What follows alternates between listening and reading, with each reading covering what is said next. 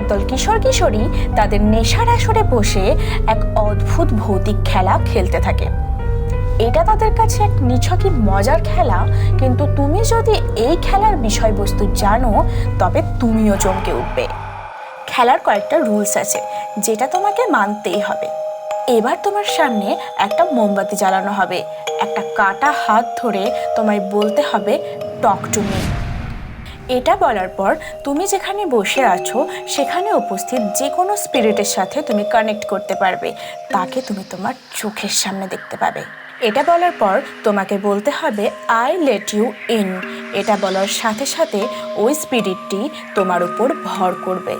Yes, তুমি possessed হবে। এই পজেশনটা থাকবে শুধুমাত্র 90 সেকেন্ডের জন্য। 90 সেকেন্ড পর তোমাকে পজেশন থেকে বের করে আনা হবে এবং মোমবাতিটি নিভিয়ে দিতে হবে।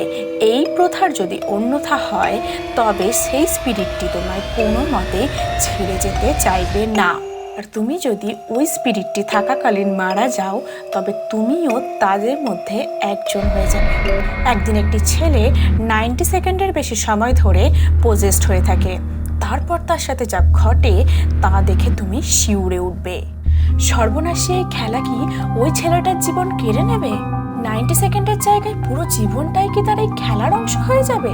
কোথা থেকে এলো এই কাটা হাত? কে তাদের শেখালো এই মারণ খেলা? এই সমস্ত কিছুর উত্তর তোমরা পেয়ে যাবে টক টু মি মুভিটিতে।